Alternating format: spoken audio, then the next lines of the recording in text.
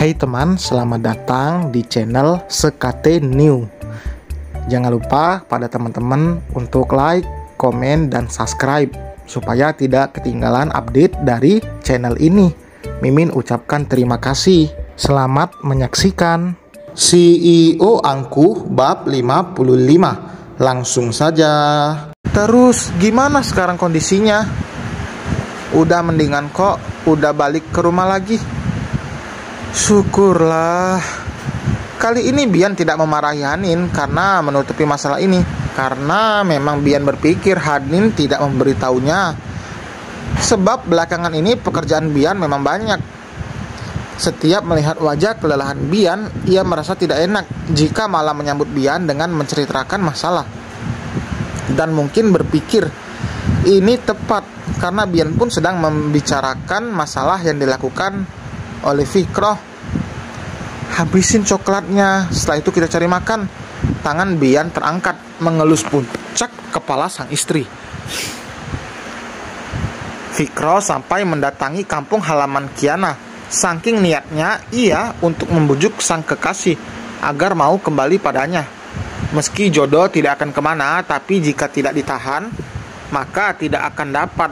Seperti itu kira-kira pemikiran Fikroh Rafasa Pradipta.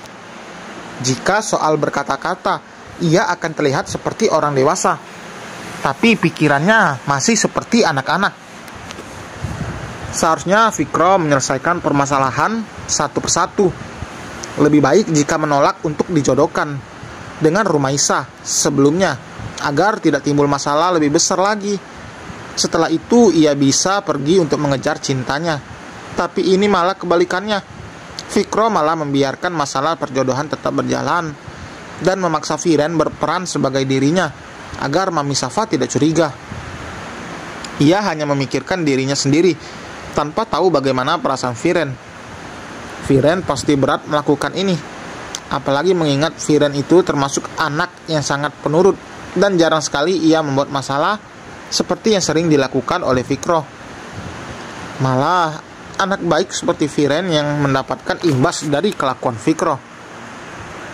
Saat ini Fikroh sedang dalam perjalanan menuju rumah Kiana. Rumah orang tua wanita itu lebih tepatnya. Fikroh dan Kiana saat itu berkenalan karena tidak sengaja bertemu di acara reuni SMA. Mereka tidak satu sekolah, tapi Kiana saat itu menemani sahabatnya yang memang tidak diizinkan pergi oleh orang tuanya. Jika Kiana tidak ikut, maka dengan terpaksa waktu itu Kiana ikut. Dari sana awal permulaan pertemuan mereka hingga menjalin hubungan selama 2 tahun. Setelah 2 tahun bersama, Fikroh sudah meyakinkan dirinya untuk meminang Kiana. Ia tidak akan mundur karena tahu dirinya dan Kiana memang saling mencintai satu sama lain. Ini emang benar alamat yang dikasih Yolanda ke gue, gumam Fikroh, lalu keluar dari taksi online yang dinaikinya dari bandara. Tanpa ragu, Fikroh berjalan menuju rumah bercat biru muda itu. Rumah sederhana yang terlihat ada ayunan dan perosotan di depannya, persis seperti tempat bermain anak taman kanak-kanak. Terdengar suara ketukan pintu. Sebentar, terdengar suara orang menyaut dari dalam, namun suara itu sama sekali tidak dikenali oleh Fikroh. Pintu terbuka. Sosok wanita parubaya menyambut Fikroh dengan ramah. Padahal ia juga belum tahu siapa lelaki yang ada di hadapannya. "Maaf nak, cari siapa ya?" tanyanya dengan sopan. "Bu, benar ini rumahnya Kiana?" Fikroh membalas dengan pertanyaan lagi. "Oh iya, temannya Kiana ya. Mari masuk, ibu panggilkan dulu." Pintu itu dibuka semakin lebar agar Fikroh bisa masuk. Ia duduk di kursi menunggu wanita yang sangat dirindukannya. Fikroh menelisik ruangan kecil itu. Meski kecil tapi rasanya nyaman dan sejuk. Apalagi rumah Kiana itu terletak di pedesaan yang udaranya saja masih bersih. Bahkan sepanjang jalan Fikroh bisa melihat banyaknya hamparan sawah yang dilewatinya.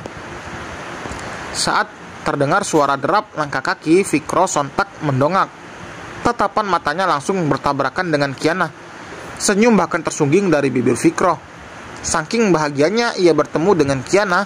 Setelah 1 bulan lamanya mereka berpisah, dan Fikro sulit mencari keberadaan Kiana. "Mau minum apa, nak? Biar ibu buatkan." Baru saja Fikro buka mulut, Kiana lebih dulu bersuara. "Nggak usah, dia nggak lama kok. Tante masuk aja ke dalam." Setelah wanita parubaya itu tidak terlihat, Kiana duduk di kursi tunggal yang jaraknya jauh dari Fikro. "Ada apa kesini? Apa aku punya hutang ke kamu? Atau mungkin kamu masih marah karena hubungan kita berakhir?" Kiana bicara tanpa menatap Fikro, membuat lelaki itu ingin sekali menarik wajah Kiana agar mau menatapnya. Kita mulai semuanya lagi ya. Aku janji bakalan bagian kamu. Kamu nggak perlu khawatir soal keluarga aku. Mereka itu bakalan nerima kamu kok. Kamu jangan berpikir kalau keluarga aku itu pilih-pilih atau ketat soal menantu. Pikiranmu itu salah. Kiana menghela napas panjang. "Meskipun nggak pilih-pilih, tapi aku sadar diri aja. Kamu itu keturunan keluarga kaya. Apalah aku yang cuman orang miskin yang nggak punya apa-apa. Aku nggak mau setelah nikah malah jadi bahan hinaan keluarga kamu."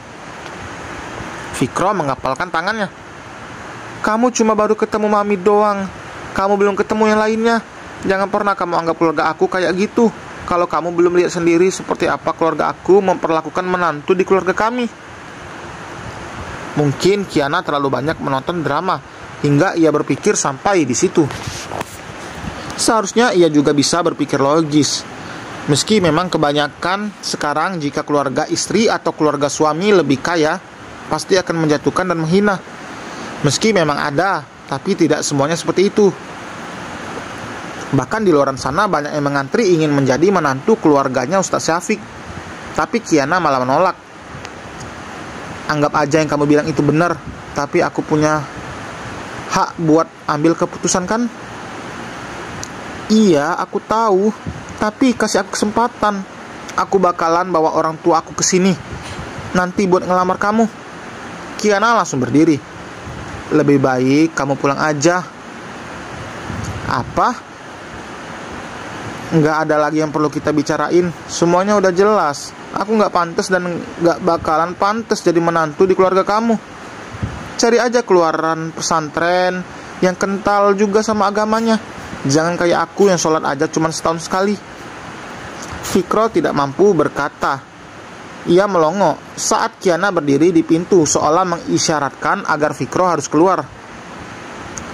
Mau tidak mau ia berjalan ke arah Kiana untuk keluar. "Tolong jangan datang ke sini. Jangan bikin usaha kamu sia-sia. Simpan waktu dan tenaga kamu buat hal lain.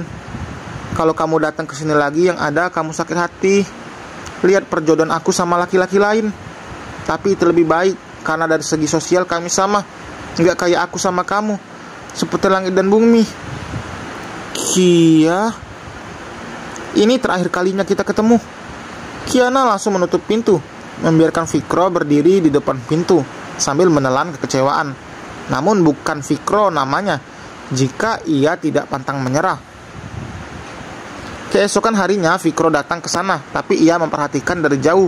Seperti apa yang dikatakan oleh Kiana kemarin, Fikro akan lebih sakit hati jika datang, dan ternyata itu benar. Dengan mata kepalanya sendiri, Fikro melihat ada rombongan orang-orang yang memang terlihat seperti akan melakukan lamaran. Fikro tidak bisa melihat ke dalam. Apakah benar Kiana atau bukan yang dilamar?